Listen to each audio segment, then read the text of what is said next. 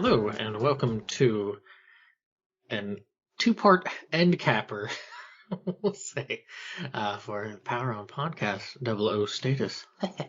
Surprise. I'm one of your hosts, Motogato553, also known as Taylor. And then with me, as always, in the stillness of the dark, it's Mr. Sushi B. How you doing? Geez, I thought you were going to say that disgusting Whitesnake song, Still the Night, but I'm glad you did it. That has not... I'll send you that music video after. I don't think I have had anybody mention that song to me in probably 20 years. Well, then you shouldn't get in on the text line with me and Swordfish, co-host on that other show, because every 6 months you'll get a Whitesnake text, and you're just like, oh, seriously. And I'm glad this is the end cap and not the kneecap. Oh, right. Kneecapped here. But yeah, we're into the final stretch here. It's a little bit sad, but it's nice to finally wrap this up. It's crazy to think we've gone through all 25 films. Right. We actually did it. Yeah, we did it, and I'm glad we did. And it's kind of fun that we have a couple of interesting capstone topics here that we're going to go through, and hopefully anyone listening will have just as much fun as we have, obviously watching the movies and then doing these. Mm-hmm. Yeah, so we have, we're going to segment this into 4 different parts. Not parts, but like 2 parts, but each one has 4 different things in it. So for this one, we're going to go through in this order of our top 7 henchmen, top 7 women leads, top 7 title drops, and then at the end of this, we're going to do a little bit of switcheroo and pluck a bond from an era and then put them into another movie and see how that works out. Mm-hmm. So, yeah. Since I am starting this off, I guess I should lead off here for this one. Yeah, I think so. We'll alternate. Let's alternate. So sure. I'll do henchmen and titles, and you can start us off with the women leads, and then the switcheroo. Sounds good. So yeah, henchmen. I'm gonna for number 7. Might be because I have no idea where you're gonna go with things, and I don't know if you're gonna have much of an idea where I'm at least gonna start at the 7 working up there. Mm-hmm. But I'm gonna go with an odd choice, at least for myself when I was looking and thinking about this over. I'm like, an odd job choice? No. Sorry, odd job. But I'm going to go with Fiona Volpe from Thunderball. Nice. I just like how she belittles Bond. And it's like, oh, yeah, okay. Yeah, you think just because, sleeping with is just going to be like, oh, yes, we're going to turn over a new leaf. Right. It worked in the past. It worked in the past, and she's just not having any of it. No. Doesn't she say something about you should never get in cars with weird women or something? That's when he says, you're not like being driven or something, from what I recall. Something along that, and then and he's just like, I just don't like being driven by women. Men don't like to be taken for a ride or something. Oh yeah, that's what it is. Men don't like to be taken for a ride. Right. He's just not. But yeah, I just like that stone wall of it, and there's not any sort of gimmick. No. Not to say that a gimmick's bad, but hey, it can lead to some very silly things, as we've seen throughout the series. So. Yeah.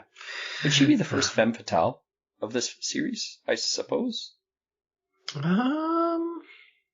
That could be also why that pings it a bit there for me. Like, of course we didn't watch them in order or anything, but it is nice to step out of line every so often, I guess. Yeah, she had a great look. She's very convincing in the role, and she's very seductive, right? Like she has a really seductive quality to her. Like remember she's in that bathtub and doesn't Bond give her like the tiny towel?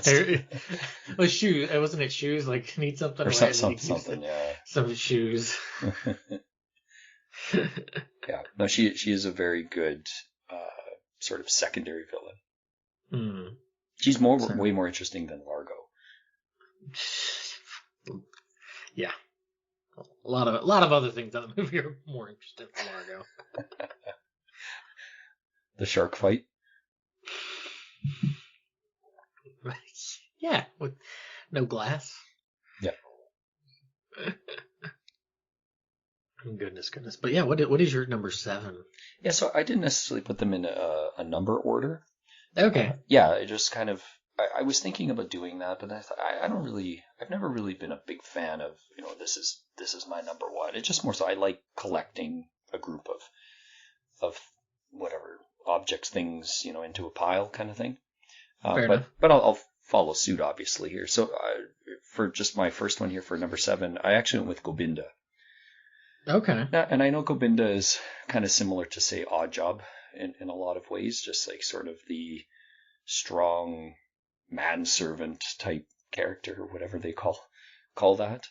But I like his look. I think he's no nonsense. I love when he crushes the dice, which again is like Oddjob crushing the golf ball. But I really appreciate that he's a little bit clumsy, but he's not a complete buffoon as he's going after Bond. His last little bit there. Well, I know we talked about it in the movie, but like when he's giving him the look, like, you seriously want me to go out there? Well, I think he says that, isn't he? Out there. Like out there, right? And we don't usually see a secondary villain really question the main villain very often. He still did it, like he still went outside of the plane, as obnoxiously dumb as that is, but he still questioned, is it Khan? He questioned Khan about, like, are you kidding? So, he doesn't get a spectacular death necessarily or anything. It's quite dumb, actually. He gets hit in the face with an antenna and flies off a plane. But what were you expecting in a movie called Octopussy? But I do like him. I think he's a pretty good henchman. He's kind of forgotten, I think. He's kind of slept on a little bit. A little bit. I think, like you said, there's echoes of Oddjob, which that's not a fair argument against, right? Mm-hmm. I think the bigger issue is that Oddjob has Goldfinger, where Govinda has Khan. Yeah. Yeah, like, and Khan's fine, right? But I and think not Star Trek 2 Khan. Not Star Trek 2 Khan. Not Ricardo Montalban Khan. Yeah. No, nothing like that. Yeah. What is his thing where he's, I don't know you, but you I know. But yeah, and I do like him a lot, and I think it's unfortunate that he's sort of forgotten a little bit. Okay. But Octopussy probably doesn't really rank very high for most people either, so probably doesn't really do him any favors there. Yeah, that could definitely play into it. And stuff. It is a bit of a concern when, probably for a lot of people that watch, that they're a very stoutly strong part of the film comes from a henchman. Yeah. That's or at least a sturdier piece to the puzzle. Mm-hmm. So for sure. All right. Moving into number 6. I really like Dario Nice. from License to Kill. Just like I'm not a big Benicio del Toro fan. Mm-hmm. But not that I'm like a hater or anything. I'm just kind of like, I know that guy. He's somebody whose name I can remember every now and again. Right. But here he's just he is a sleaze. He's so sleazy. He's so sleazy. But something else is that I like that he's the kind of the pivot point of, hey, I recognize something's up with this dude. I recognize him. Right. And he puts Bond quite on the back foot, and it's just a really, I just like him. Mm-hmm. Yep, I had him on my list as well. Okay. I same things you said. I really appreciate the sort of sleaziness and the sort of he's not really a fake character. He's a little bit obviously bigger, larger than life because he's on film, but he's also doesn't really have, as you said, one of those kind of super quirky traits necessarily. Mm-hmm. He just happens to enjoy using knives, and that's kind of his thing. But other than that, he's not in the movie a lot. No. Actually, it's kind of nice that he's in the early in the film, and then he kind of gets sent off by what's the main villain's name? Sanchez. Sanchez sends him off to go do a task where he has to do some drug deal or something, doesn't he? He's smuggling something or whatever, and then he comes back late in the film. Yeah, he's helping set up stuff. Like I think he pops in very beginning, and then sort of in the bar shortly, fight. Yeah, the bar fight, not quite the middle, but close to the middle, and then there towards the end, he's like, "Hey, surprise!" Right, and as you said, there's a nice tie in being. I recognize this guy from earlier in the movie, and I know he's no good. Pulls him aside, right, and tries not to turn it into a big kerfuffle. Right, which I kind of appreciate. It doesn't turn into this big surprise. I know immediate. you. He's just kind of slyly trying to pull him aside to go kill him off to the side, and I like his kind of final fight is kind of cool, right? And then he gets chewed up by that grinder. Oof, yeah, that's pretty brutal. Yeah, for sure. So. Well, let's move back to yours since Dario was on. Okay. Too, so. All right. I'd say, where did you possibly put him? Just if you were to make a list for it, well, just based on how I wrote them out, he was number 6, if you will, but not. Okay. But again, not purposely. It's just because I wrote them all out. Just how you wrote it. He just happened to be number 6. All right. Okay. Number 5 that I have on here is a 2-for-1, which I know is cheating, but I don't care. 2-for-1. Yes, Mr. Winter, Mr. Kid. Okay. I actually really like him. I get that people might not see it as a good. Just as a note, Dario's License to Kill. Mr. Wint, Mr. Kid. Diamonds are forever. Right. Just throwing that out there. But like they get stuff done for the most part until they don't. Was meant to fly. I don't know which one of the two says it, but he would have given him wings. Right. But I mean, they are tying up a lot of loose ends. Mm-hmm. And except for Bond, they just put him in a tube. Say. Yeah, they're in the middle of the desert. Other than that, yeah, of course, always when it came to Bond, but all these other parts, everybody else, they were pretty effective. Exactly. Oh, and they dropped the scorpion on the guy who is the amazing actor who's like,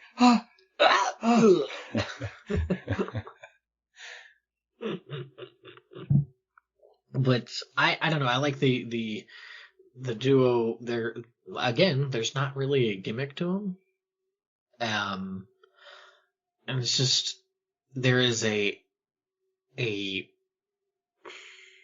don't want to put it like an aloofness or a detachment that comes off as cold, but it just could be just because they are being so professional. Where all the other goofy stuff that's going on in that movie, and there's a lot of goofy stuff going on in that movie. I don't know, to me, there's just I don't mind them as the henchmen that they are. So. But they get into the goofy act by the end. Yeah, unfortunately, yeah. Like they're pretty, if you will, sort of like you said, right? They're pretty professional. They're not really following suit with a lot of the other wackiness that's happening in the film, but then they're put into that ridiculous piece at the end. I mean, the one thing that's cool is when you had highlighted when we had we had talked about this movie, is how Bond had recognized was it the aftershave or cologne? Yeah, it was. I think the cologne. Right, and he knew right away that something was up. Mm-hmm. Yeah, this is a distinct cologne. Right. Yeah. Interesting pick. I wouldn't have thought you would have picked those two. Yeah, I don't know. I didn't have an issue with them. I kind of like them, and I guess like for me, I am not nearly as a big henchman kind of person. So maybe because they aren't, I don't know how to put it, either over the top or I wouldn't say over the top because there's some others on here, but they don't grate on me. I guess I should. Like some of the others, I'm just like whatever. Yeah, yeah, and you're right. They have to be a 2-for-1. Like they're in pair the entire film. I don't think they're ever Right. separate at any point in the movie, so it wouldn't make sense to have one versus the other. Mm. So yeah, back to you. All right. I went with another big body character here, and I went with Mr. Hinks from Spectre. Okay. Yeah, I thought Dave Bautista was quite good in the movie, just because he was such a menace, and he towers over Daniel Craig, which is not really easy. Daniel Craig's a pretty big guy, but I just appreciate the sort of directness of the character, how he just sort of shows up, and he does have a bit of a classic feel to some of those other previous, whatever you want to, big-bodied henchmen, right, that are just indestructible. I guess the closest character he might be is maybe Jaws when it comes to that. To some degree. In a different, it's different. Like, yeah, there's a different towering kind of look to him. Yeah, for sure. Right. But and I mean, he does have a sort of a bit of a gimmick, right, with the metal thumbnails. But it doesn't really come up, other than the one time. It doesn't really come up again. But his introduction is really cool. Like he's so vicious, right? He just randomly walks into a completely silent room, pulls a guy's eyes out with his thumbs, basically, and then slams his face on a desk. Now, see, and I wonder if that didn't, I guess, was less impressionable on me. And not to say that it wouldn't have been on you, but because I always think of Joker. Yeah, it is similar where to he the Joker. slams the dude's head and with the pencil and stuff like that. I guess maybe that might quote unquote soften it a bit for me when I think about it, but I can see that, and there's a slight similarity to the setup in the scenes to some degree. But I really like the train fight. I think that's pretty good until it's kind of silly how he gets yanked off the train, but the actual fight is quite brutal when they're in the kitchen area and stuff. Didn't Craig get his ACL torn or something during that? I don't know, but I think he actually punched Dave Bautista in the face too, like really hard. I think he broke his nose or something. And so he was, I guess he was super terrified after, thinking like Dave Bautista was going to retaliate somehow. But he said, no, like one, this is, we're acting. And then two is like, I've been in the wrestling world and I've had a lot of bad stuff happen in the ring, basically, unintentionally. So I know it's an accident, but yeah, I like that fight scene. I think it's pretty good. Okay. And the car chase. Car chase is pretty cool. So yeah, Mr. Hinks. All right. Well, my fourth one, kind of already mentioned it, but I'm going to go with Jaws. I like Jaws. And, most people seem to like Jaws. Yeah, I mean, sure, he gets a goofy redemption arc. Redemption. If you want to call it that. Well, it is, and it makes absolutely no sense from one film to the next. He goes from just being this terrifying killer, eats sharks, kills a man by biting his neck, to floating in space and falling in love. Hey, everybody deserves love, Soji. Crash lands on Earth back in the ocean or however they came back down. Oh, so silly. And has a spoken line for no apparent reason. It's too bad because in The Spy Who Loved Me, he's so enjoyable to watch, but then he's gonna get so wasted in the next film in Moonraker. I mean, there are at least parts of it that he's got that scariness.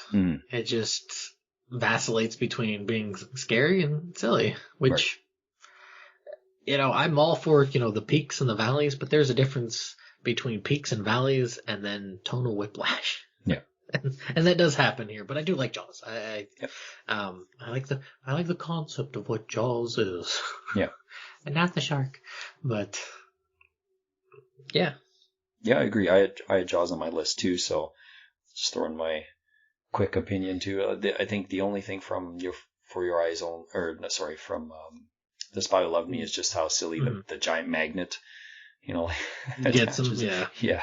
But otherwise, all of the other stuff kind of leading up to that's pretty good, and just how indestructible is, and he even has a bit of the sort of espionage bit going on right when they're in Egypt there, and how he's actually pretty stealth, walking around and sneaking in between those pillars and things like that, and pulls the little truck apart with his bare hands. Right, he's just one of those people that is able to kind of Batman just kind of vanish. Like where'd he go? Yeah, how's a man so tall shouldn't be that easy, but right. But some people are just like that. You're like, what? Yeah. So yeah, Richard Kiel is really good in the role.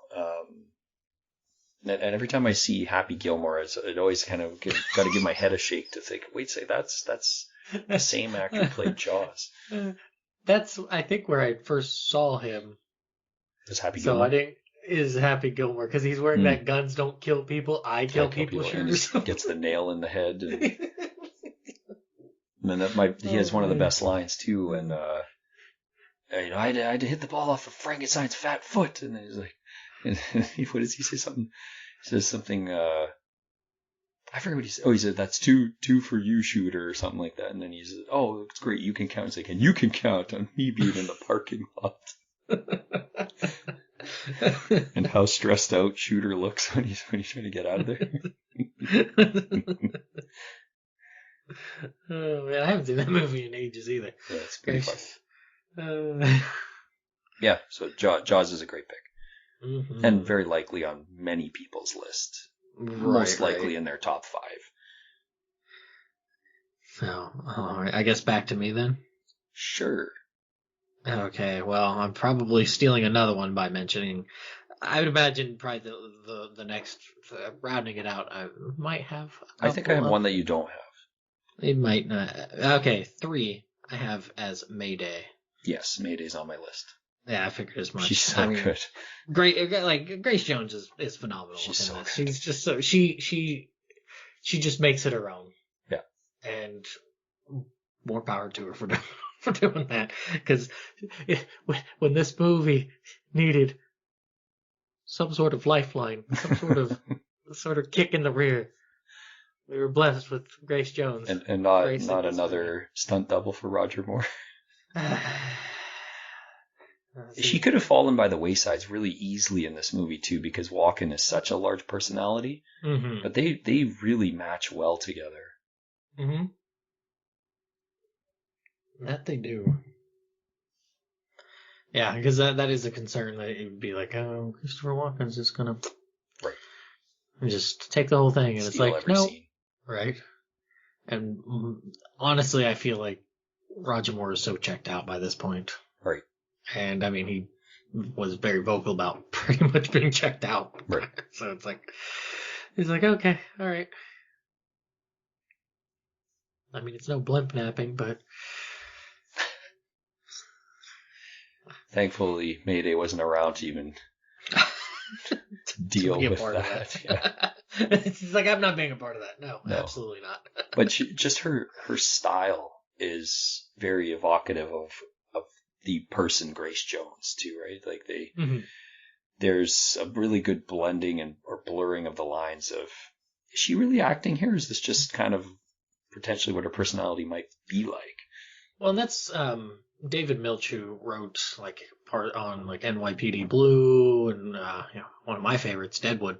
Like, he was always very open and receptive, especially during Deadwood, about letting the actors make some sort of comments and stuff like that. And he's like, okay, sure, yeah, let's go with it. Like, let's do what you think would be a good idea, or what you think would work for this. And I like when a director is receptive to that, so it's not just, this is my vision, it'll be this way. Instead, it's like, no, yeah, you are in this role. Bring your own panache to it. Like, Mm-hmm. and she kicks butt with it. So Yeah, she does. Yeah, for sure. She even gets a little bit of a redemption, but it's sort of not out of character still for her. And she's quite mean and vicious most of the movie, but even she has a boundary that she's not willing to cross. But we don't really get that until that moment happens. right. But I don't feel, as you see it, oh, that's so dumb. Or you feel kind of sad for her character to a degree, knowing what she's about to do. Mm-hmm. And the willingness she puts into that. So, yeah. Nadia's a great character. So since I done the other last two there, I'll let you take at least this next one, and then I'll give my. Sure. So I'm going to save the last one because I do believe we probably both have that one. Okay. Unless that particular character is not considered a henchman. I don't know. Then we're gonna feel really awkward because Yeah. I think I know who you're. Yeah. Maybe. But I don't know. Maybe. But for this one, I want to do Baron Samedi. Hey, I have that one too. Very nice. And I had a tough time because I like Teehee as well. I like quite a bit of the henchmen in that entire movie. Even Whisper, I don't mind.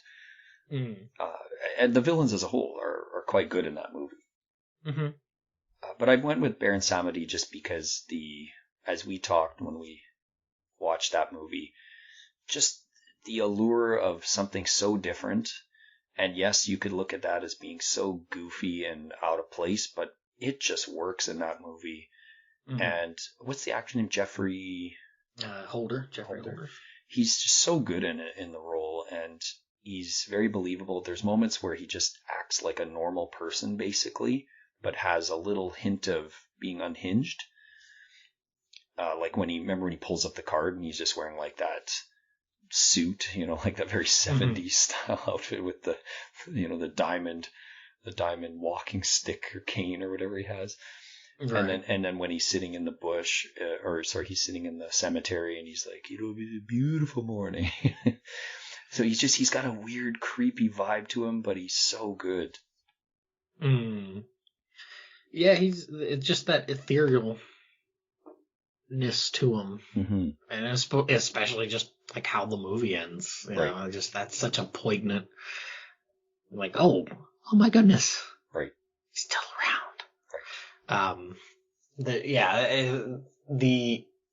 I am all for the spooky ghost time story things to a degree. Mm-hmm.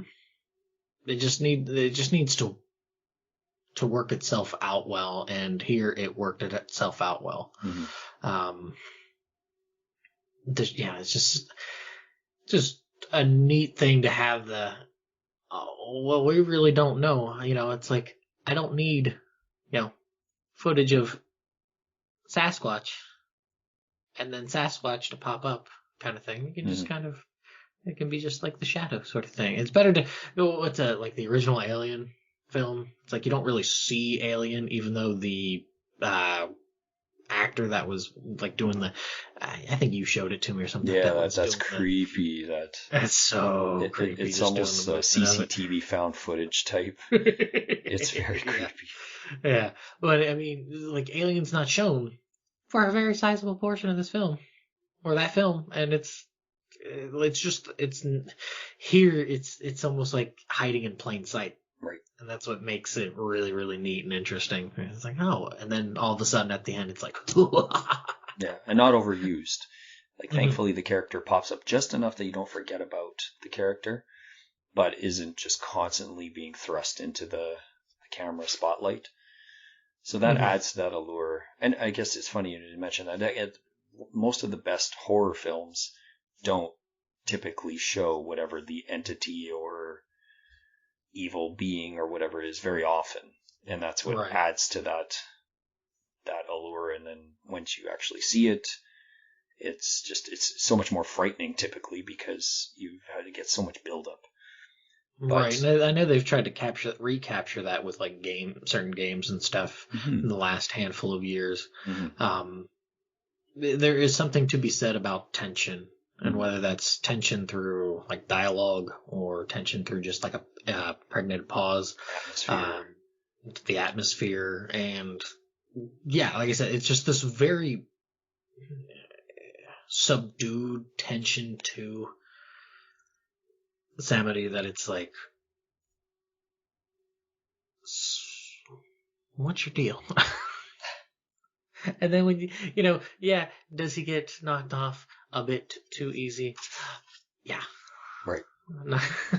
just a smidgen.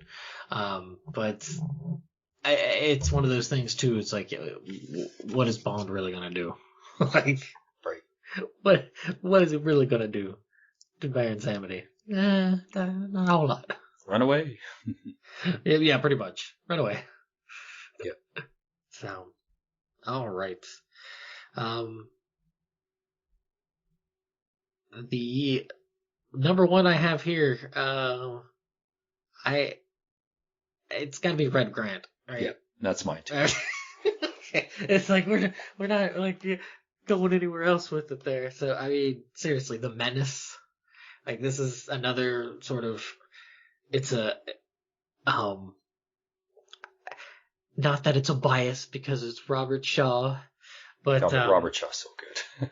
he's so good at it. But there's just this menace to him that is detached from what Bond is noticing, Hmm. and I kind of in the same vein as like with Baron Samedi there. It's like you're like, well, okay, what's going on? Oh, okay, well, we do kind of know what's going on. Mm. Bond, wake up, come on now. What are you doing, man? What are you doing? And just yeah, another sense of that. Here's a person building up great tension Hmm. and just ah. Yeah, and you get a good payoff. Like the fight with Grant is really good, and he is still one of the coolest scenes in the entire franchise with the train, right, where he's just walking through the windows. Predatorily Right, it's so good. stalking. And I mean, he rescues Bond at one point just because he wants to be the one to kill him. I love it. Yeah, it's so good. It's so good, and that's I was thinking after. Well, I don't know. Is you could almost argue that he is the main villain, but he kind of isn't because of oh, why am I'm forgetting the name of the Russian Oh, well, it's what? lady. It's number 6. Yeah, whatever. Oh, wait. Number she was. Yeah. I can't think of her name off the top of my Why? head. Oh yeah. I just number 6. Jeez. Or- She's a pretty iconic villain too, actually. But I would say she's probably more or less the main villain.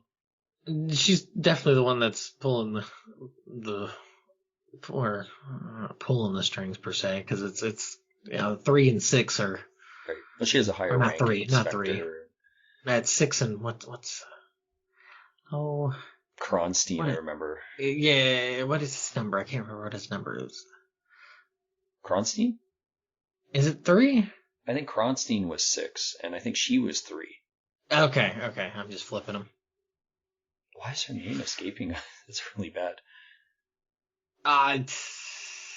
You'll say it, and then we'll both be. I Oh, won't. right. I won't because I can't remember what her. Because it's bothering me. It won't stick in my head anymore. Kleb. Oh, Rosa Klebb. Thank you. Yes. Yeah. But Red Grant, I mean, he's handpicked, right? I mean, Eric punches him in the stomach with the brass knuckles. He'll do. I'll do. He seems fit. But yeah, Red Grant's such a great henchman. He's so menacing. He's terrifying. I imagine if you saw that movie in the theater in the 60s and you were walking down a dark alleyway after the movie, you might be looking over your shoulder. Be like, hold on. Yeah. Time out. You see a very large, shadowy figure. Yeah, he's such a All good henchman. smiles. Yeah, I don't think he cracks a smile once in the movie, does he? Does he? Maybe when they're When he's eating, maybe he does. impersonating, he's kind of maybe not like, oh yeah, but I want to say there was that, or like when they get back to the From the dining car? from the from Something like that. dining, he's kind of got a smile at Kind first, of, and then but he's he's got such a menacing look. Like just his whole facial demeanor. It's just, yeah, it's not very welcoming. yeah, so yeah, those the henchmen. I'm kind of surprised that you had me feel like I thought so little of Baron Samedi, but Oh, well, sort of. I just didn't know. Like I said, there's so many good henchmen in that particular movie. I just wasn't sure that you might go with that because right, there's so many to go with. So it's pretty crazy that we picked as many as we did that are the same. right. Probably also doubly crazy that most people would have Oddjob on their list, and neither of us did. And neither one. Yeah, I thought you were gonna have Oddjob on there. I mean, I like Oddjob. I do like him, but he's a little overplayed to some degree. But I do know we both, having gone through the recording from Goldfinger, we both really appreciate the the happy grin that he has, like every time something goes his way. He's just like, oh, that's cute. Yeah. He's just like a big huggable teddy bear until you get into his mitts and he crushes your back. You a death grip. Yeah. Yeah. Okay, well, should we move into the women lead characters? Let's go into it. Okay. Well, I'm going to do something in reverse since I know you kind of went from a bottoms up. Let's just take the easy one off the table right away, and that's Vesper Lind. Like I don't. That's not fair. I don't think there's a single person that I've ever met that is seen all the Bond movies or has some sort of affinity for the Bond franchise and has not said that this character is just one of the best characters, period. Never mind, Oh yeah, Ava Green just being female, whatever, male, any of that stuff. Like she's kind of a slam dunk, and I think that's why so many of the Craig movies still kind of recycled the character, not only because of the importance that she was to the Bond character, but just because anything they could draw to that, pulling on the heartstrings for people who really enjoyed Casino Royale. Mm-hmm. She just acts her butt off in that movie. She's so good. And yeah, anytime she does pop up, even as I'm watching, I'm like, right, like kind of pulls you in a little bit because she was so good. Just such a magnetic character and just played so well. And just all the, I know I said it in a more animated way of why is it that, in 5 films, why is it that the first film has such a great bad guy with Lashif? Right. You also have the reverberations of just with Vesper's character, and like, why is it that the first film had all these great pieces, and it's just sort of like they're trying to claw their way back to it, and they just don't ever quite reach it. But that's okay. We still have that one nice, really, really good one. Well, it's good to have those memories. But I think the good thing about Vesper, though, that works, is all of the stuff that happens to the Craig Bond after that, and the sort of emotional pain that he has, especially when it comes to other females in his life. It makes so much sense that, and we're very lucky that the Vesper character was played so well. And it reverberates strongly when you really think about all those other relationships he has and how sour they kind of go and everything, and how hard it is for him to let go. And it's like, okay, I get that because she was portrayed so well. Yeah, that's a fair assessment of that. That's probably better. That's a really good assessment of that. Whereas like your first love, right, or whatever. And that can be hard to. The one who got away. Right. All right. And this isn't just got away by choice or anything, right? But then there's just the flip part of that of just he was betrayed, but even though he knows he was betrayed, what would he have done had he rescued her? Like there's lots of interesting threads that you can kind of try to summarize after, but Mhm. Yeah. We have to take her off the board right away. I guess. We're going to do, there's no build up. We know she's not. There is no build up. But as to say, you want to do less of a build up on this one and more of just kind of Sure. pluck and choose. Sure. Well, I already went with Vesper, so why don't you put your next one up there? I'll be honest though, I really hated coming up with this list after. It was kind of tough. It was harder than I realized, and I think I realized as well that I don't like a lot of the female leads because they are so, not the actress's fault, but they're so poorly written. Poorly written, yeah. Yeah, stupid names. I was like, oh wow, I really probably should have went with a different topic. Right. Well, I'll go with an oddball one, and I think we would Odd Job. Yes, Odd Job. Odd Job's number 2. But is Kara from Living Daylights. She's on my list. Okay. Oh, well, I've kind of figured. We had talked about it a bit, Mm-hmm. and I know from what you said that there were a lot of people who were don't like her.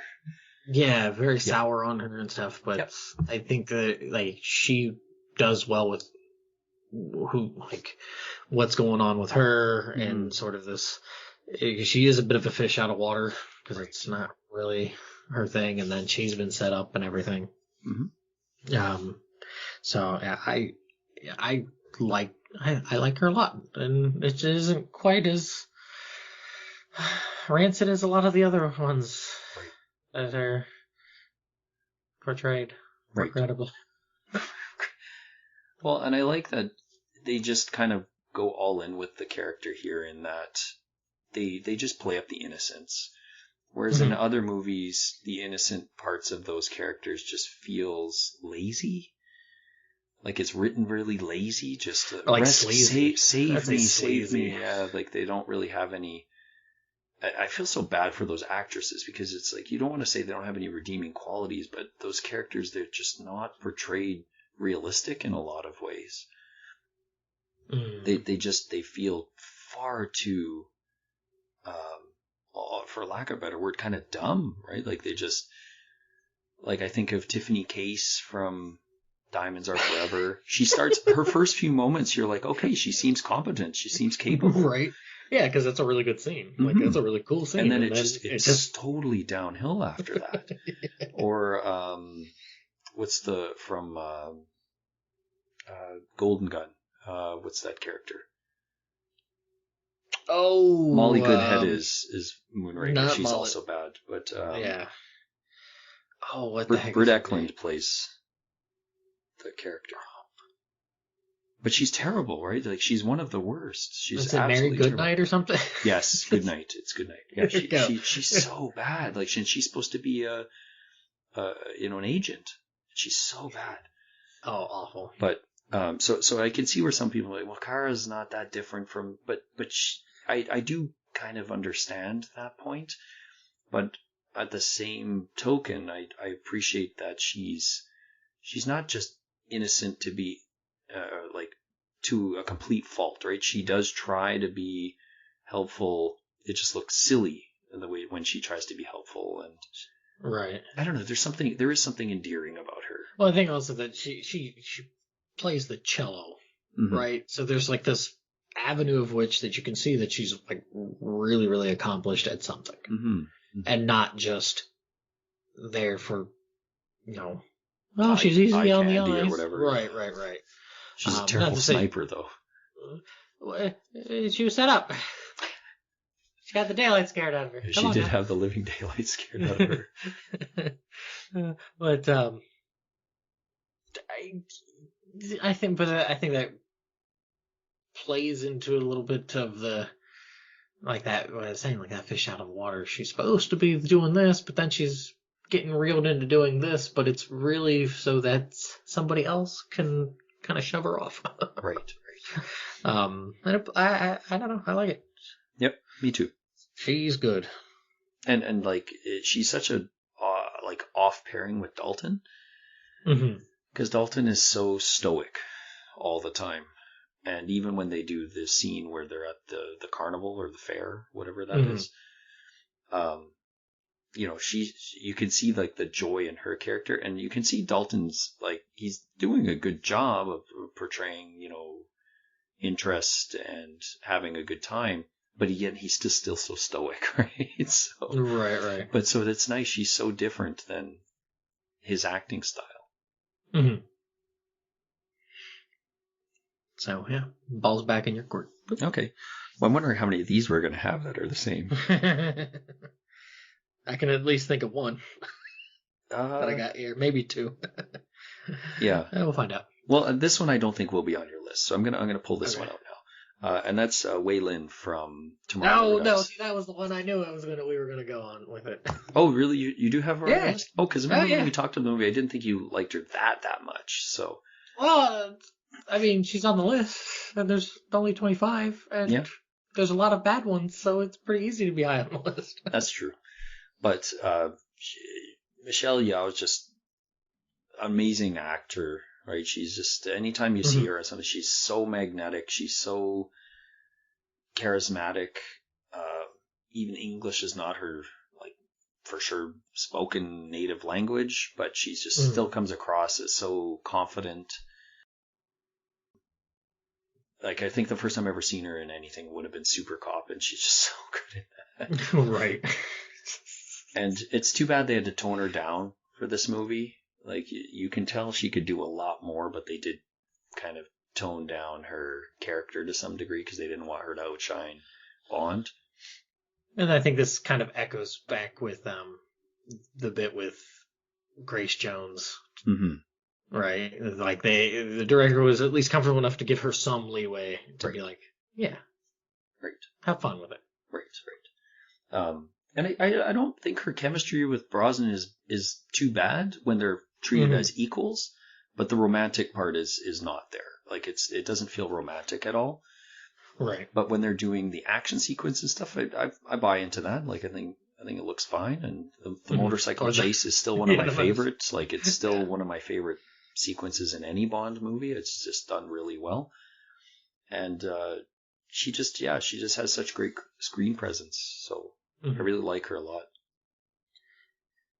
Yeah, I don't really have too much extra to add to that. Like I said, just really takes the role and makes it her own and has fun with it and isn't just a complete chunderhead. Yeah.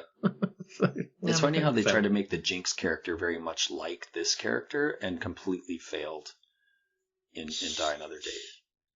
Yeah. Like, completely. But it's basically the same character. Like, it's very similar type character. Similar. But it's so just, much worse. She just doesn't have any backing, that's all. No. Oh, so much worse. And plus she gets to kill somebody with a shuriken from her boot. That's pretty cool. And even does the pose after, like. Right. You have to do the pose because that's what makes it fly straight and true. Yeah, it's pretty awesome. Okay, well, so far we're 3 for 3 here. All right. What do you got? Let's see which one I can pull out of my hat. I have one here that's going to be kind of cheating on it, but there's like a. Yeah, I'm gonna cheat. I got another twofer. Oh, okay, twofer. Oh, is this Bambi and? Yes. How'd you know? How did you know? Well, because there's not many pairings that I can think of. Bambi and Thumper. No, it is. It's it is Bouvier and Lamora from License to Kill. Okay. Well, I had Pam, so. Okay, that's fair. Like I guess this is where I was sort of cheating with it because it's like Pam. She's doing her own thing and she's doing her job, and then she gets angry with Bond to be like, "Hey, doofus, you're screwing things up." She's pretty capable, right? And not a complete chowderhead or whatever you said earlier, right? Like she gets shot in the back and was smart enough to wear Kevlar. Yeah, a lot of others. They would have been flipped right off that boat immediately. Right. She's a pilot. Like she's got some skills. Yeah, she is really good. I add in Lamora in here because I don't have a problem with her. I don't know if other people may have. I mean, it is a very stereotypical kind of role. Yeah, I like her too. I just didn't couple them together.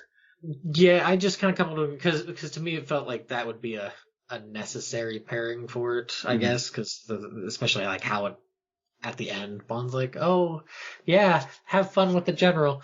I'm going with the real Bond lady kind of thing, even though that's true. They both survive, so like one doesn't get killed off or something. Right. Because she's not really evil, right? She's just sort of in a bad spot. Well, yeah, and she obviously isn't super keen on being there, and I like how she's like, "Hey, idiot! Like you, Sanchez is going to kill you. Right? Please stop." Like, well, her first man in his little black undies there, he didn't fare too well. Yeah, he had a bad case of heart out of body. A bad case of sore throat. Because they I think it's implied they cut his throat out. Didn't they give him the Colombian necktie or whatever they called it? I've never heard that term before. I think that's where it's like the idea, like they slit somebody's throat or whatever. Anyways, that first guy, he didn't fare too well. Yeah, no. So that, or she does like helps him on the boat and stuff, but it wasn't like she was like, yeah, I'm gonna help you. It's more like, oh, he's got a gun. Yeah, this seems like the most appropriate thing. Plus, I don't really like this guy, but I like living a whole lot more. She didn't like that greaseball. What was that other henchman in that one with the that goes running the yeah, he goes kabloom, all right. Kabloom. She has one of the best lines in that movie though, when she's like, "You're a buracho," when he comes in. I think that's me. Like I actually really liked her character. Once Talisa Soto, I think was actress played Lupe there. So okay, that was interesting. Well, I'm going to call that 4 for 4 still because that is because Pam there. So okay, well we're going to make this 5 for 5. Oh, are we? Yeah, we are because Solitaire is next. Oh boy, yep. I got Solitaire as well. And Solitaire, she definitely does play a bit of the damsel in distress.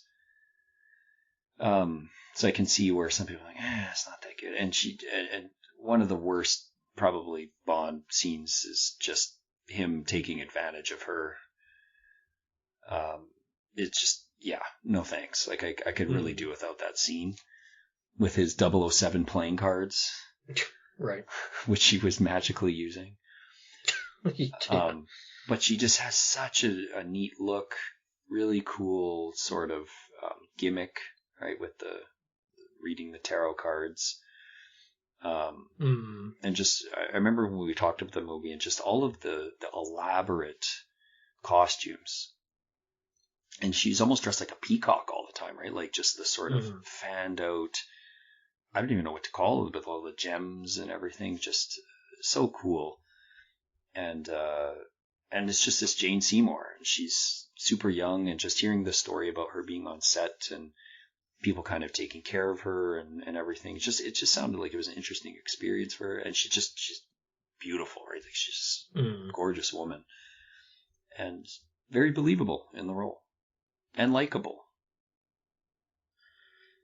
Yeah, I like this goes back into the whole, there's that mystique kind of threaded through Live and Let Die. Right. That's continues on. It's like everybody else has some cool mystique to it, and then there's just Bond. No, and also whatever what's his name there? Sergeant Pepper or whatever that. No, he don't count. No. He should have been cursed immediately. But on the good parts of the film, J.W. yeah. J.W. Pepper, is that his name? Yeah. Sorry. Thank you Go for ahead. bringing him up. I did not. I could have gone another day without remembering that character existed. Die another day. But yeah, like you said, great look and everything. I like the whole being able to read the tarot cards and having that work out. Yeah, the way that she is taken advantage of it's gross. It also is used as like how else to put it other than like a plot point. Yeah. Because it's like, oh, this is the way to get at the baddies, sort of thing. Right. And Teehee should have just snipped that poor little finger off at that point. He should have. It just thump. But yeah, there's just great presentation, cool mystique to the character,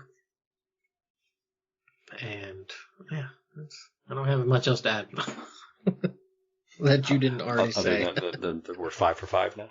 We're 5 for 5 for now. You think we can make it 6 for 6? I don't think so. Okay. Well, okay, no, I'll try to go for 6 for 6. I have on here Tatiana Romanova from Goldeneye. No. From Russia with Love. Oh, she's from Russia with Love. Yeah. I don't have her on my list. There we go. Look, I am the goober that breaks it. No, that's okay, but she is a good pick. I like her, just because of how things are, just because of how that movie is, just how things are set up and everything. She's put into the role. Probably the worst thing you can knock on her is sort of at the not sort of, but like at the end where she's like, "Oh, what do I do? What do I do? What do I do? What do I do?" Mm-hmm. It's like, well, what do you do? What's been going on this whole time? And also, you see all the stuff that you've done. Probably a good idea to, it's an in for a penny, in for a pound kind of thing. Mm-hmm. Keep going. But just, I think she works well for the parts and isn't really. It's Bond that's being taken advantage of this time around. Right. But I think also film. Yeah, right. I think also adds to it. And there's no way that he can deny that it's cold out there or something. Mm. But yeah, I liked her in that role, and she played fine. And I could also be because it's a really good movie, but yeah. So yeah, no, she is a really good pick for sure. So there we go. All right, what's another one you got there? So this one's debatable because this character does a double turn. I don't know if that gives you a hint on who that could be. Are we going to a place where it's not enough? Yes. Okay. Yeah, Electra. We're talking about Electra? Okay. Yeah. I was debating on putting her in there, but I was like, but she's a baddie. Right. Yeah, so that's I couldn't put her on the list. Yeah, and so I was debating whether I would want to include her here or not, but we're not really doing a villains list, right. I'd be remiss not to talk about the performance of the character. Like it's done. Sophia Marceau is so good as this character. She can play the innocent, save me, side of the coin, and in the very next minute, she is a stone cold, kill him. Yeah, making demands and people just following and listening. Like she's very good in the movie. For me, she's the best part of that whole movie. Mm-hmm. she outshines the other Bond girl, who's an absolute joke, Christmas Jones. She outshines the supposed main villain in Renard. She's just so much better than anything else going on in that movie. Yeah. So, yeah, I didn't want to leave her out because I knew we weren't potentially going to touch upon villains. So, but she does play the Bond, love interest for the first portion of the film. So, and then she's and the back half if you're into the yeah, the very into end. the more torturous side of love. Yes. Yeah, it's quite the scene when she sits on top of him. I'll say. Right. You meant nothing to me. he's just about to pass out. But yeah, she's just so good, and she just got a phenomenal look. Whoever did her costume design and stuff just knew exactly what to dress her in because she looks amazing, and her hair, everything. She just looks so good in the movie, and she just carries the film in a lot of the areas that she needs to. And she can be so likable and so hated, on both sides. She does a really good job. That she does. Sophie Marceau. Yep. Yeah, I don't honestly have anything else to add. I just didn't pick her because she's a baddie. But yeah, she was very pristine highlight of that movie. Yep. And but unfortunately for Bond, he lives in that movie world, and much like real life, where can't always get a Sophie Marceau, or stuck with a Christmas Jones.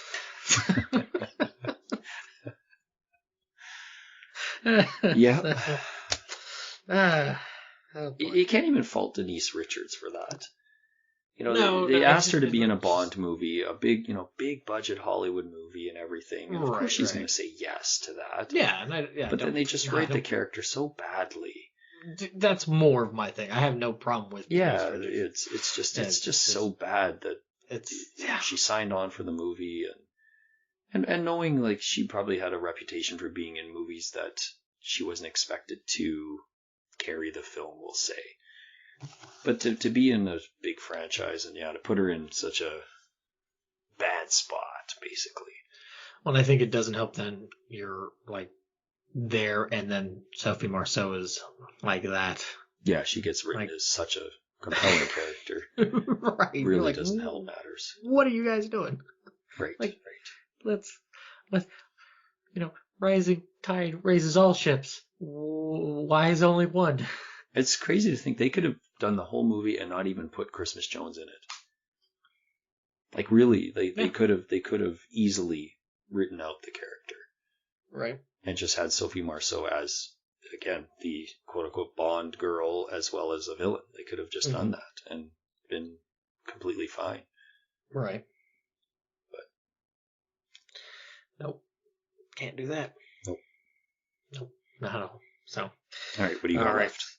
So my last one here is Simonova, Natalia from GoldenEye. Okay. Yeah, I didn't put her on my list. Okay, so I like her. I like that she mostly is competent there. There's certainly some questionable curiosities, like why would you not wear a jacket going out into the cold, or at least something? She's a Light very yourself on strong fire. Russian. Evidently. She's wearing a thin sweater. Yeah, right.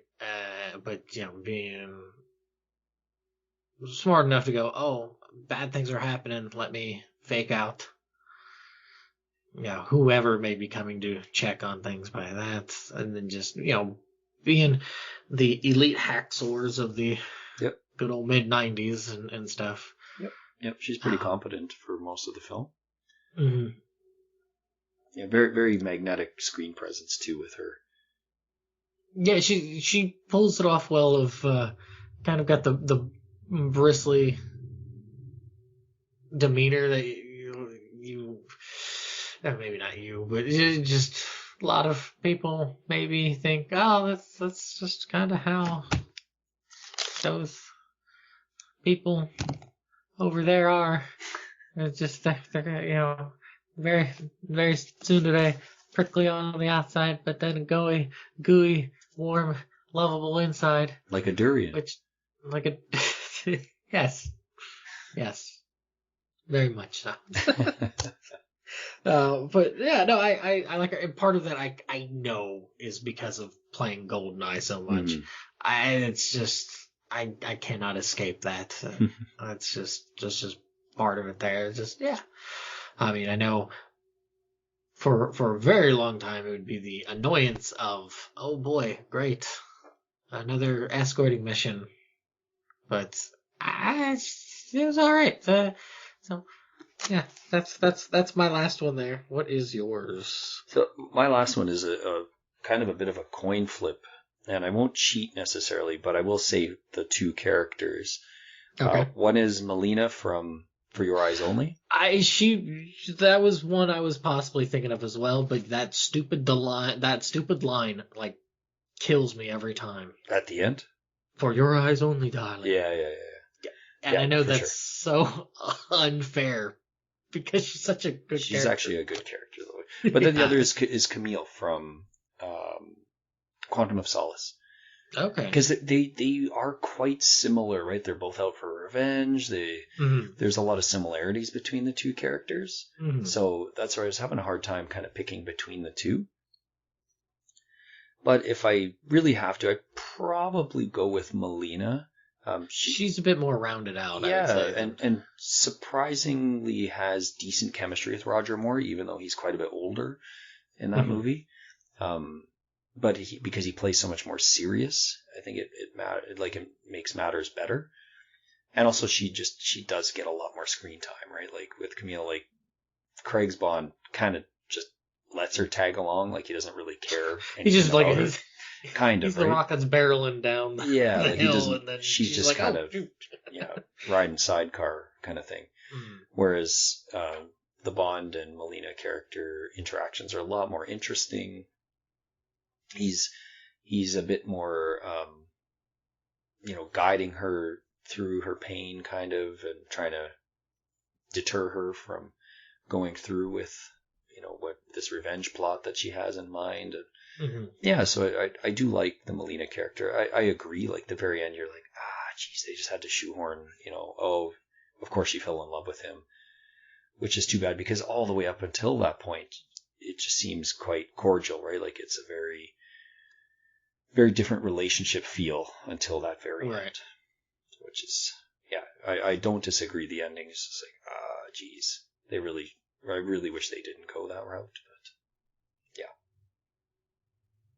So with Melina. Yeah, she was kind of like an honorable mention that I was debating on, maybe switching somebody in and out or something for her. That movie as a whole, I feel like, has a lot of honorable mentions. You could probably put them in your lists, but like the main villain, probably not going to make most people's top lists, but kind of honorable mention. He's not terrible, just kind of forgettable. The who's the elite assassin there? The glasses. Oh, his name's, I can't think of his name. Is the one who gets kicked off, in the car? Yeah. Oh, what the heck is his name? That's what I mean. That poor movie is so, like, you can't remember it all the time. You get the biathlete who throws an entire motorcycle. You're right. Like there's nothing wrong with the characters. They're just like, I can't. They just don't stick out enough. But it's like they just have that quick spike, and then it's just like, oh, look, done. Yeah. As we talked, like, we were both quite pleasantly surprised with that movie. So, okay, right. Shall we move into some titles? We shall move into the title drops. There. So I didn't go with complete drops. I know that was kind of what I had said to you, but I'm just more. I'm trying to do that, but I'm probably just picking them based on the name of the movie. Oh wow, you really left me hanging. Well, not necessarily. So Well, kind of, because we're going to be going at two different angles. Kind of, not necessarily. Well, I'll take one off the board that we probably both have on here. And even just as a title, I like it, but You Only Live Twice. Yeah. Just the delivery, I know I have my gripes with the movie, with just Blofeld in general and stuff, but the way he shoots back at what is Bond saying? He's like, oh, getting another chance at life or something like that, and he's like, well, you only live twice, Mr. Yeah, Bond. because he's like, I heard you were killed in Hong Kong. He's like, this is my second life or something. Mm-hmm. And not the video game, but yep. But yeah, like just the delivery of it is it's there. I know you liked Blofeld's look. I'm a little bit more but it's a really good drop, and so I'm just gonna take that one off the board. Sure. Well, another gimme is gonna be From Russia with Love. I assume that's on your list. Yeah, I guess it is. It is. Yeah, I just it's a really unique way to name drop the movie without saying it, without trying to shoot. I mean they do kind of say it, I guess, right? But it's just you get an image of that, which is really neat. Mm-hmm. And I like that Bond writes it in reverse, as we spoke about before, right? That he puts with love and then kind of pauses and then goes back and writes From Russia with Love. Mm-hmm. So it's a pretty cool way to sneak that title reference into the film. All right. Well, I guess I'm going to be maybe a little bit. I'll go a little different. We've got to have some differences, right? Yeah. I like the drop of Thunderball. Okay. Well, the many drops of Thunderball. Well, when it's first dropped with M. With M, yeah. Yeah, where they get into the briefing and everything, and it's operations. Code name Thunderball, and right. There's a tense, for sure, just delivery of it. I really like. Mm-hmm. It's like, yeah.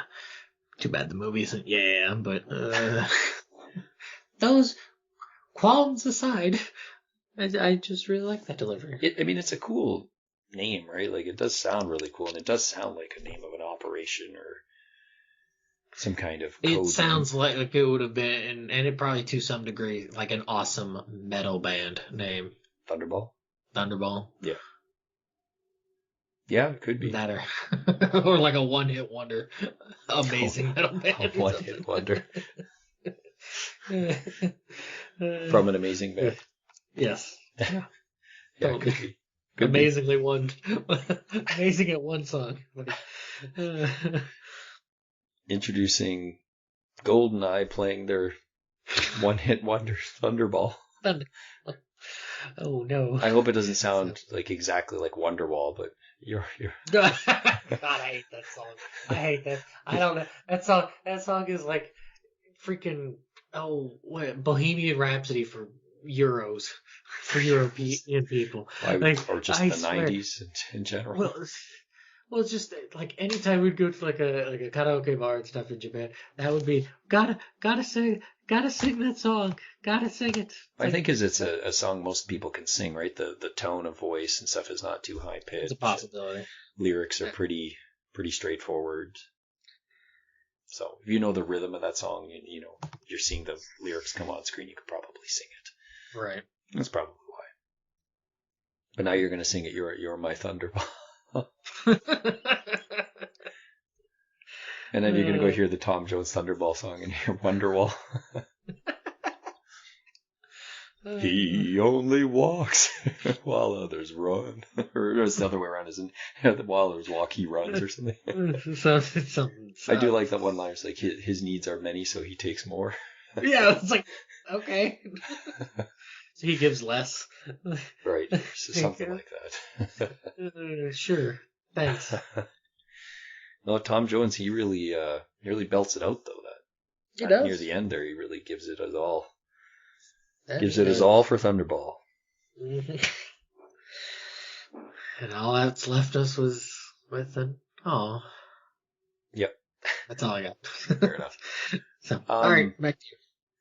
I know when we watched this movie, we talked about it, and we kind of scoffed at this title drop. But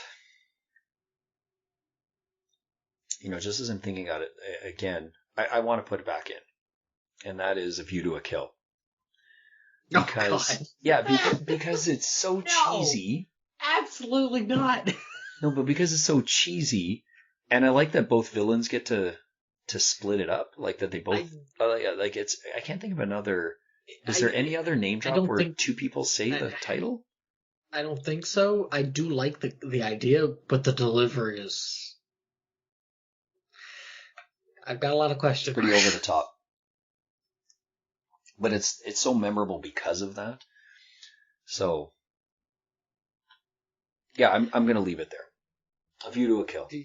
Yeah, and I will leave it there. Yep. No. You will walk away. You will run as fast as you can. While others walk away, I will run. Just walk away.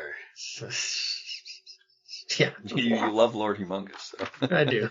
Just walk away. All right. This one probably is on your list. And I just like the title. I like how it's used in the theme song as well, and that's The World's Not Enough. Mm-hmm. Yeah, that one's good. I like how it's delivered. Sophia, she does not like it, and then she's just like full of sentiment. And then, yeah, like just the whole back and forth between them, and he's just like family motto. Right. It's just such a good back and forth. Yeah, it's a good one for sure. Yeah, and like all of the scene itself really helps build it up. Mm-hmm. Yeah, I agree. It's a good one. It's a good one. It ties into a lot of Bond lore. And it's just a cool phrase. It's just so. Yep, for sure. Yeah, I'm trying to think. There's got to be a few movies. Like I don't remember them saying "live and let die" in the movie ever. Do they? I don't think that one gets name dropped. I don't think so. Oh well, no, it does. It does. The singer.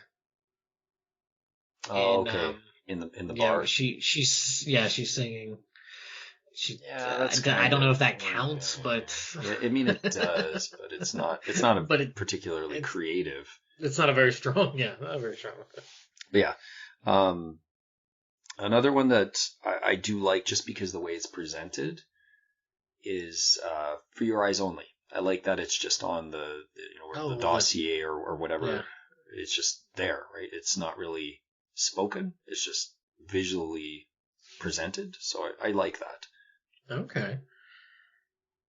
I know we've joked about this one earlier. I like it, and that's also because I like Dalton, and I love when he delivers that. I like this one too. I know which one you're talking whoever about. she was, it must have scared the living daylights out of her. And then cue the music.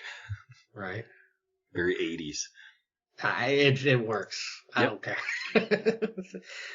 It's a good one, and the Living Daylights is a neato title. Mm. I will say this though, maybe just because of I don't know if there's just something that's similarly titled. I can imagine somebody thinking of zombies. Isn't there like something that uses daylights in it or something?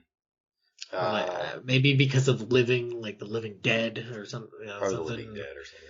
It's probably Night of the Living Dead, Return of the Living Dead. Yeah, something just because of those two, I could think of somebody thinking, "Oh, that's a zombie thing." It's like, no, it's not a zombie thing. Stop.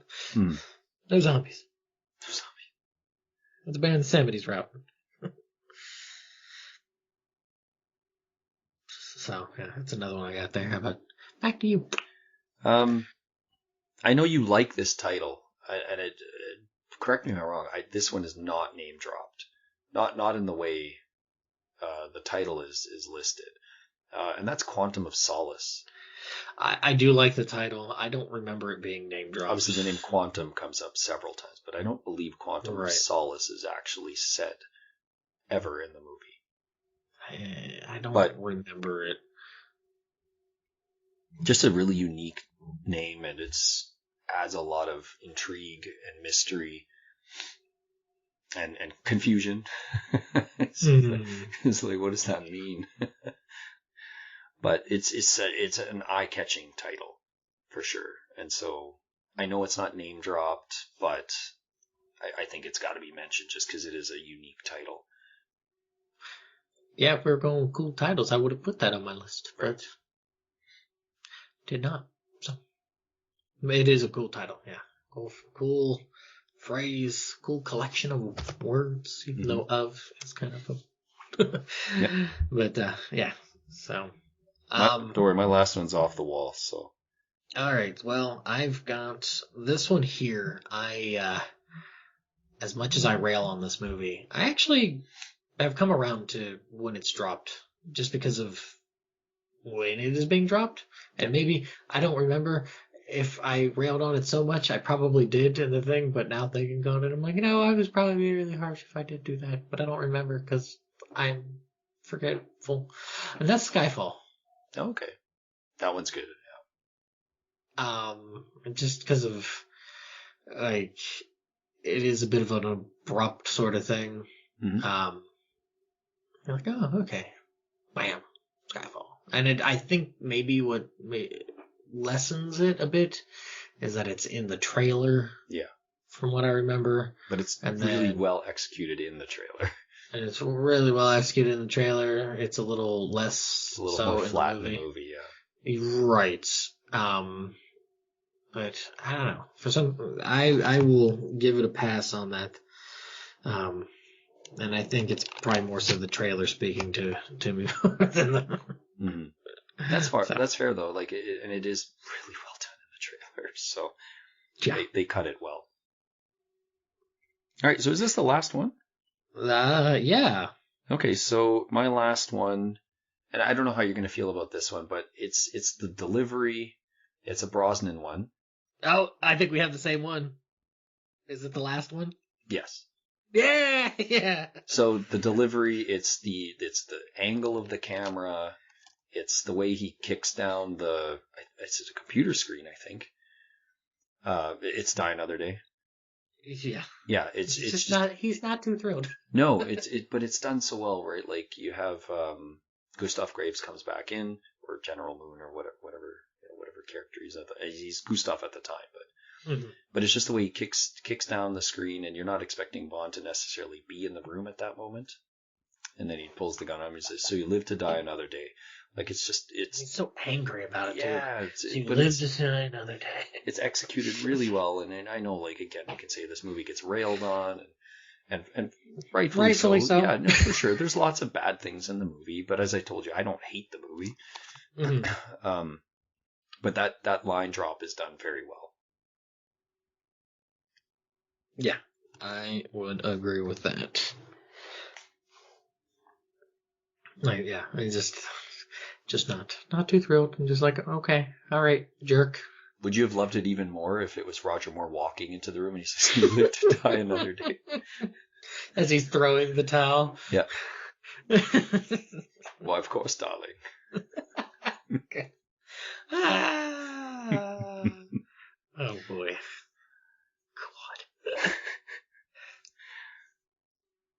God. All right. So. All right, our last batch here today. Last for part 1.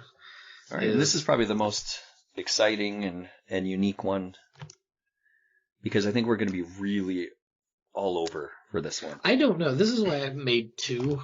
Like, I picked 2, maybe 3, to just kind of be like, I want to pepper a couple in here, because I'm concerned we're going to be on the same boat. I think a few of them, as you said, there's a couple of chip shots here that are probably going to make the most sense to move this actor into one of those movies. But I tried really hard to not do that as much as possible. Oh, yeah? Yeah. Did you want to just do the actors in order of appearance? So like Connery to Craig? Yes. Okay, so we'll go Connery, Lazenby, Moore, Dalton, Brosnan, Craig. Correct. Okay. And I'm first, you said? You can be first. Go ahead with Connery. So Connery's actually really hard for me. I had a really hard time to find a movie that seemed to make sense for him to go in, just because he's a versatile Bond in that he's cheeky, but he can be violent. He's resourceful, but he's clumsy. Like he embodies all of the other actors in some way. Mm-hmm.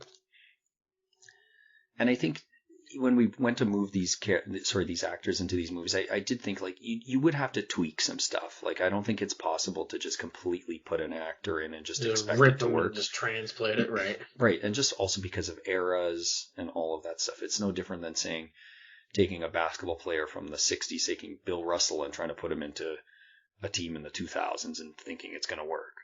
Right. But the movie I ended up landing on that I thought was the closest balance to what Connery typically provided as Bond. Mm-hmm. I don't think this is I don't believe this would be your pick. I landed on The Spy Who Loved Me. I did not have him for that one. And I don't. Yeah, it took me a while, but I could kind of see it just because of what you said, like from Russia with Love, his relationship with Tatiana and that. Sort of the way he plays off of Domino in Thunderball. It just, I don't know, something clicked in my brain for that to work. I'd want somebody to be a little bit more menacing for Carl in that movie. Carl! But can you not see Bond, like, Connery fighting Jaws? Like, I can kind of see it. Yeah, I don't know why. I can see it. Just, and the movie's goofy enough that it kind of plays into the little bit of the goofy stuff that Connery got into with Diamonds Are Forever. Mm-hmm. I think the gimme probably would have been On Her Majesty's, probably just because. Which is, yeah, I put the gimme one in there because just to have the 6 in a row. Mm-hmm, mm-hmm. Like. Right. But I can't see him in that movie, honestly. Other than the fact that it's in order, I don't see him as being the right fit for that movie. Well, that's what I'm saying. It's like it's a gimme in that regard, Mm-hmm. in that it would obviously be a much different film if he was there. Right. I think. I don't think it would have panned out quite the way it did with Lazenby there, but it's just like, yeah, that's the gimme. But yeah, so I went with The Spy Who Loved Me. So I can take that one off my list there, because I kind of was like, here's the gimme, and then let's be a little bit more into it.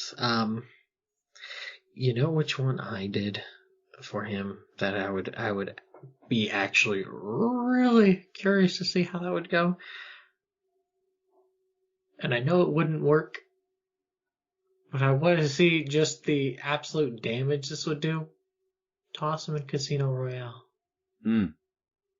Because you're going to get a very different. Yeah, I considered that at one point, but for me it's the same reasons why he couldn't be in On Her Majesty's. Yeah, I just don't see him being able to carry that romantic relationship unless it was the very first Bond movie. But because we already had Dr. No, we already had the formula kind of set for how Connery played the character. I have a hard time seeing. I mean, he was able to do it there From Russia with Love. Mm-hmm. I mean, yeah, that's true. That's why I'd be kind of curious to see day and night. See how that would how Connery would have to deal with a woman who wouldn't stay in line. We'll say. Like that would be a very interesting path to trek for him there. So was that the reason why they didn't do Casino first? Did they just think it was too boring, or I can't remember what the whole reasoning is. That they didn't use the first. There was because they had that one. It probably did keep. What was the? Was it 58 or when did that come out? I thought it was something to like make sure to keep the stench away from. Maybe Something not else. stench. Well, yeah. Because I had that. Oh, what was that? There was something in the late 50s. I want to say. Oh, okay, so they were just trying to distance themselves. Was its own project. I think so. I think that's Okay. why. Okay. Yeah, I don't recall what it could be. Okay. It's definitely an interesting pick. Mm-hmm. Just a little out there. So I wanted to be a little out there with some of these. For sure. Because I mean the two easy ones for me are doing On Her Majesty's or doing Live and Let Die. I'm trying to imagine Connery in Live and Let Die. Because I like Roger Moore so much in that movie. Yeah. I'm having a hard time replacing him in that movie. I can replace him in 6 other movies pretty easily. But that one I have a hard time. Live and Let Die is one of the first ones I'd ever seen too, so that probably a big nostalgia factor. Yeah. Interesting. So yay. Shall we move on to Mr. Lazenby? Let's do that one because this one's he's so a tough hard. one too. Yeah, he's a tough one just because we don't have enough body of work to really say what kind of Bond was he. So I went the unfair route. Do you want me to lead on go this for one? it. Go for it. Yeah. Okay, I went the unfair route of it is a one for. Where do you go with that? Obviously, you go and shoot for the moon, and you throw him in Moonraker. So Moonraker was. I have 2 picks, and Moonraker was one of them. Because I thought, just put him in the wackiest possible position. Do you want to know what my other pick was, or do you want to explain your Moonraker pick first? Actually, you explain Moonraker first. Okay, it's literally because it's like I like that was the first one was the wacky one, and then I have another one which is a little bit more serious, we'll say. But it was just like, yeah, I have no very good reasonings behind this whatsoever, other than you hopped into this thing to begin with out of the blue. Right. Why don't you go shoot yourself out of the blue? Some lasers. Into the space with the space lasers. And yeah, like this didn't happen to the other fella. You're right. It just He'd do one of those uppercuts in space, and he'd still have that massive sound effect. Remember, you do those uppercuts, and they have that punch sound effect. Right. But it'd be but it would be dead air in space. Like it would have no sound. Yeah, it's funny. I picked Moonraker as well, but I did have another one. I was having a hard time picking because I thought the same as you. I thought, where do you put him? Like, because we don't have any real good idea of what he was like as Bond, really, other than that one film. Right. So I picked Moonraker. Right. But the other pick I had was actually Octopussy. Oh, okay. Because I had a hard time sitting through that movie, but then I thought, you know what? Just because it to me, Octopussy feels so out of place with a lot of the other movies, kind of like Moonraker.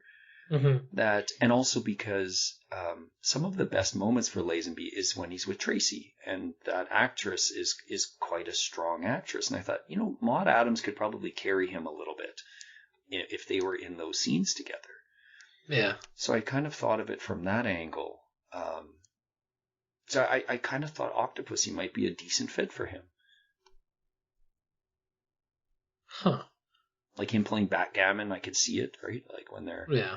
I just a lot of the moments in the movie, I thought he could really fill in well.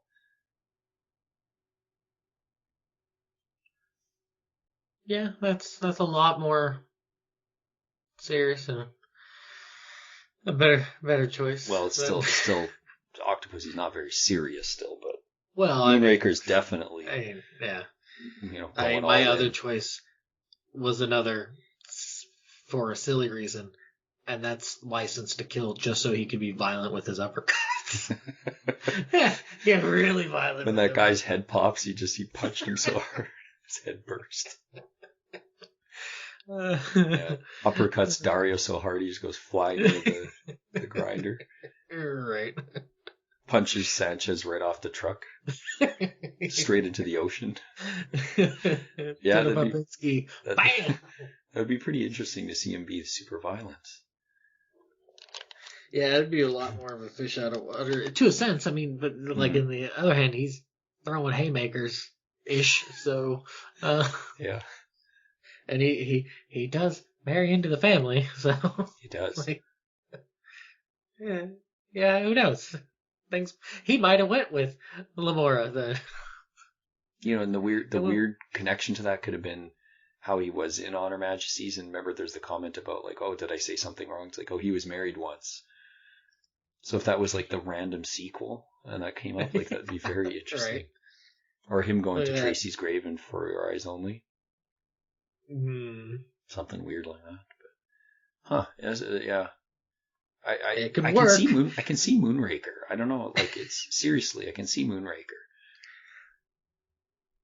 But yeah, I could really buy into Octopussy. I might actually be more interested in Octopussy if it was him. Well, because he'd be a younger actor, right? And so, yeah, I could see that. But, that would never happen because he'd be going up against Connery and Never Say Never Again. They'd be too scared to pull the trigger and put a new actor in. Right. But, okay. So I have the difficult task of finding a film for Roger Moore. Yeah, I think this is easier than what you make it have to be. Well, I went, since you decided to shoot Lazenby straight to the moon, I thought, well, who better to ice kite surf than Roger Moore in Die Another Day? I picked him for that one too. It's so perfect for him. I can see him walking around an ice castle. I can see him in an invisible car. I can see him. And Jinx would work out really well. The only thing I can't see him is being tortured in North Korea. Yeah, that's going to need some changing. But it's more of that he is torturing us with North Korean lore. I can see him fencing. He'd fence without a helmet or a body shield. I can see him somehow being friends with Madonna in the 2000s. I can see pretty much everything in that movie. I can see him fighting a giant space laser. Barehanded. Yeah, jumping straight at it. Like it's so tailored for Roger Moore, that movie. Yeah. Completely. I did have an alternative though. Okay. And it's just as wacky, and that's Diamonds Are Forever with Roger Moore. That's the same one. Oh my god, that's the same one. because those movies are so perfect. You could just have the whole fake landing. Yes. Thing. Can you not see him falling into the room and falling on the toilet? Yeah, I could. Him fighting 6 different Blofelds. I mean, I know we talked about it, but yeah, those were the same. Those two were the same two that I picked for because those are just. When every Blofeld walks in, it's like, "Good evening, Mr. Bond. Evening, Mr. Bond." I want him to punch all 6 of them at the same time. It's just, yeah, he should have been in Diamonds Are Forever. Because Roger Moore tried to make it into Roger Moore is Forever. Yeah, someone could try to convince me of some other movie he should be in, but I'm not convinced he's in either of those 2 movies. And I would totally watch them. If you had to pick between the 2, which one would you pick?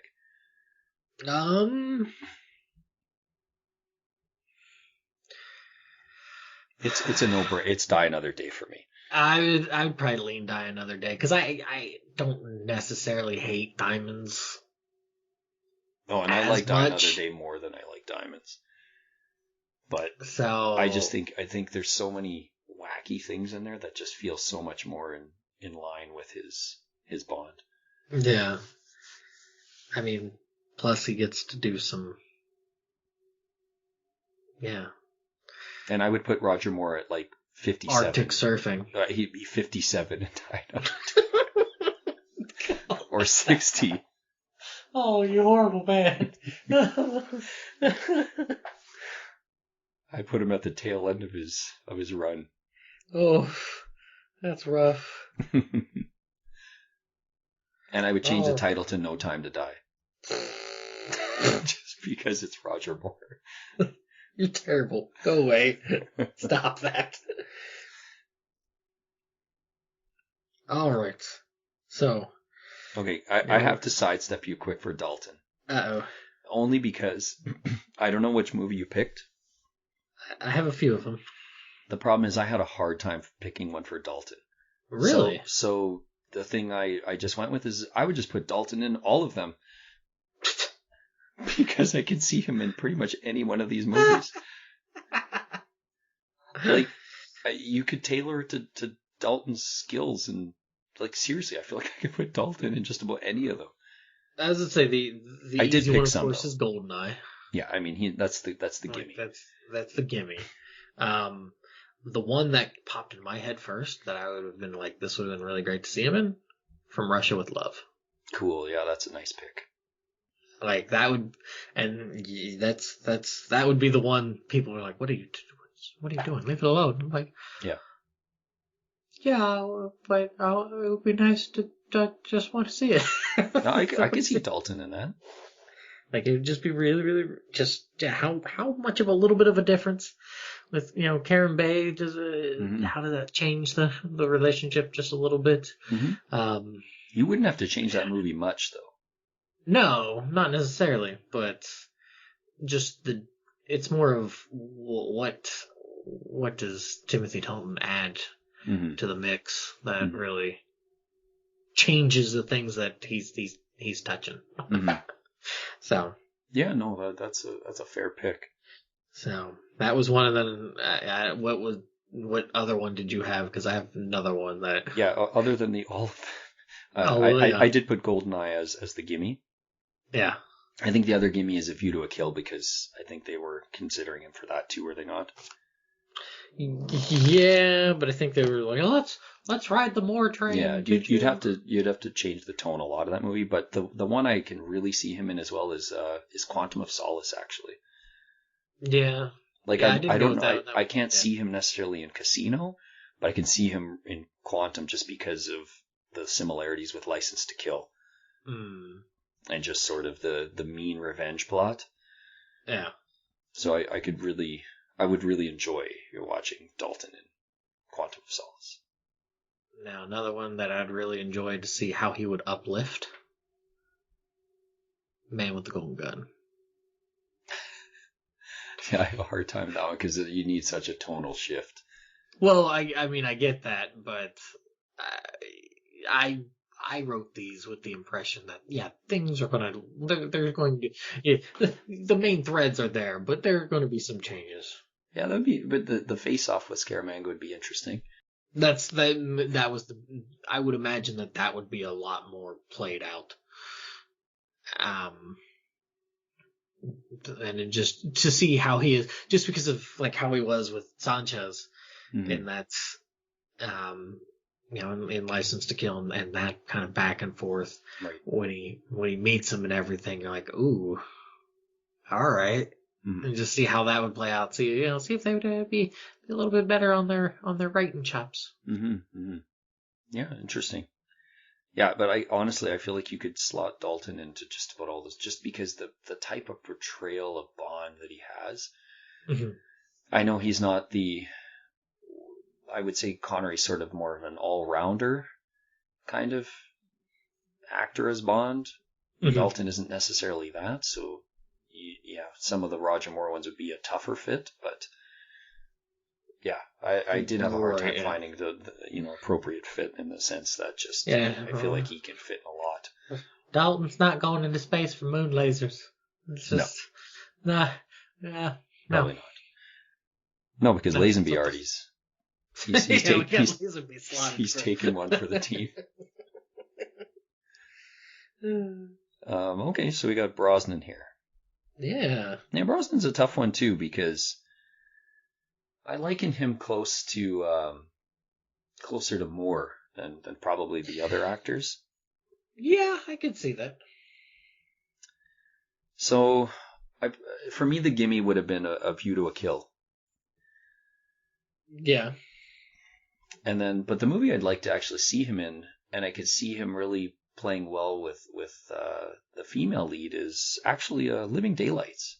I had him on that one as well. And that's probably the gimme too, because he was technically probably going to be in that movie. Thank you.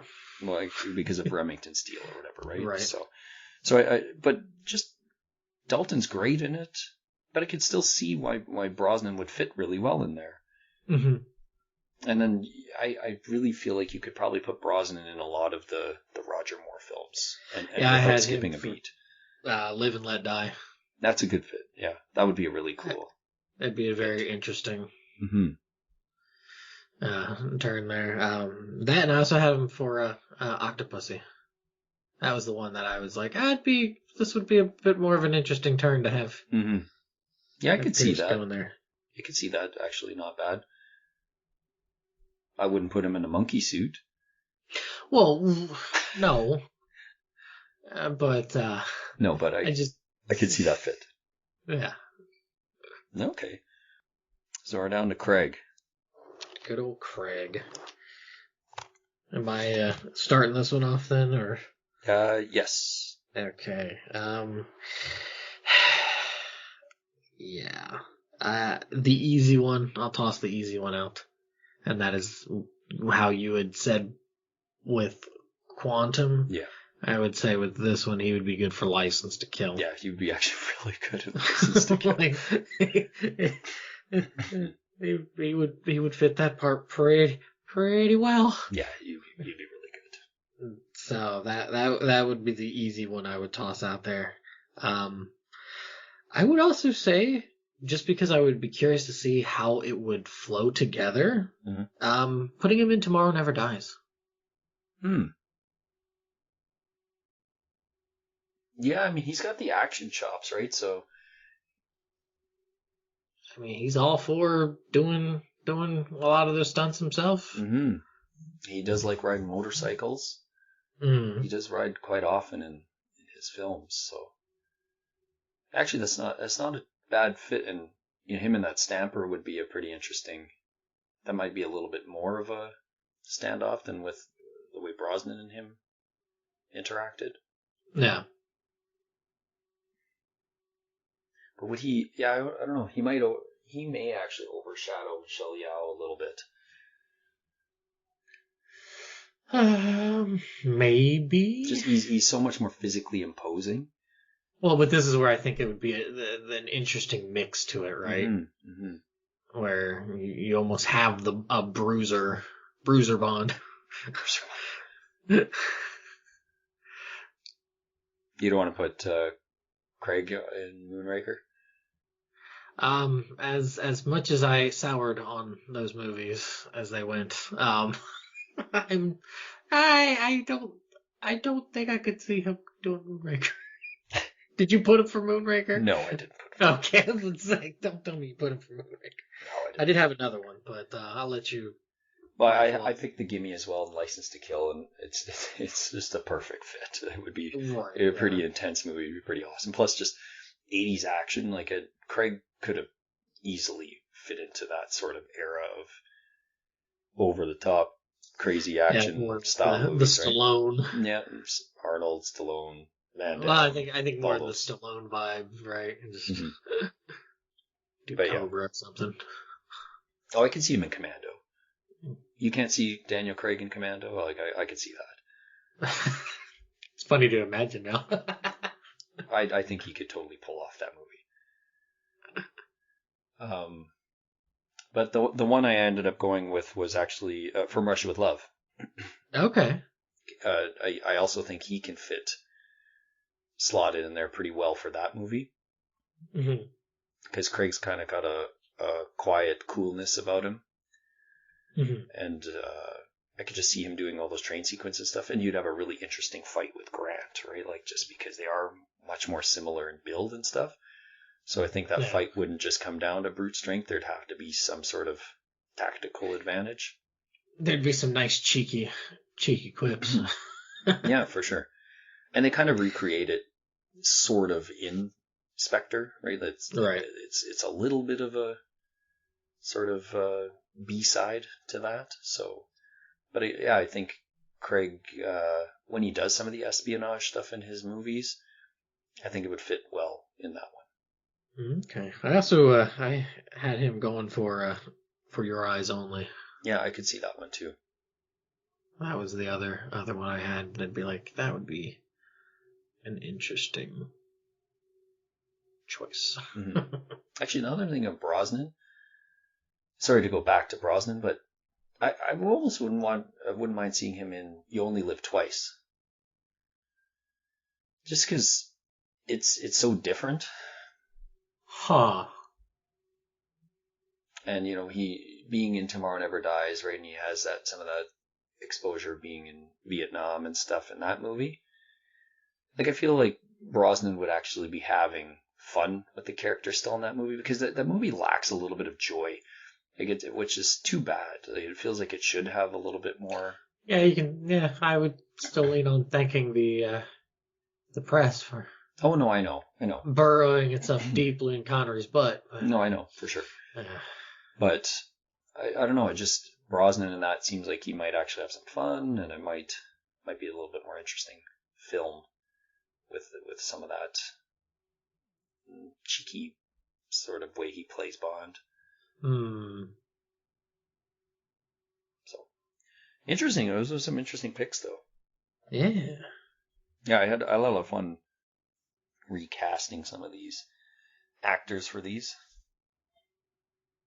Yeah, because it's gonna just change a good deal. Just from, like, even if they are similar, like, probably the ones that are the closest are things like with License to Kill with Craig. Mm-hmm. Like, you could just be like, okay, here you go.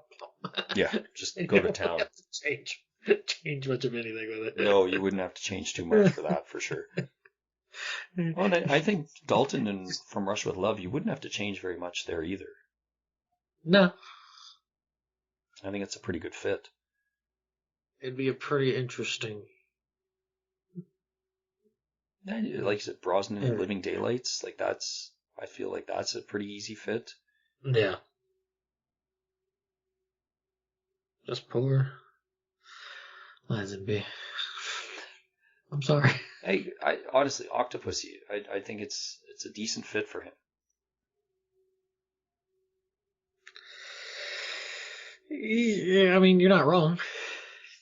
Because it's hard to find a really good fit for from what we know of his acting as Bond. So right. He could potentially do Diamonds Are Forever. Like, if he had stayed on, he probably would have done that. I mean, that would be the. Yeah, I don't know what that would have done for the. Like, would he have been in Live and Let Die? Like, or would you think they would have shuffled movies around a bit, maybe? Well, that's what I'm kind of wondering, is how they would have gone about doing that at that point, right? Mm-hmm. I would assume Diamonds Are Forever would have come next. Well, yeah, I would assume that. Like, I think that would have still been the next step. Yeah, you just kind of wonder what would have been. Would the tone have been a little closer to On Her Majesty's, though? A little more serious? You can only hope, right? Yeah. I don't know. Yeah. For another time. For another time. So, yeah, that is end of part 1 of 2 for our recap, end cap, kneecap, ball cap, nightcap. What's the capstone? What's mushroom? I don't remember. whatever. Anyways, yeah, by all means, list some of your favorite henchmen, female leads. Maybe you really like Oddjob and you feel like he got jobbed. By He's looking for a job. By not including him on our favorite henchman.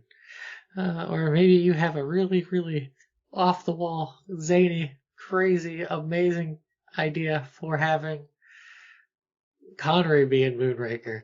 And you wanna oh boy. That's something. Anyways, let us know. That's it. Any last words on this part there? No, looking forward to part 2. Yeah, looking forward to part 2 as well. So thank you for listening, and we will return.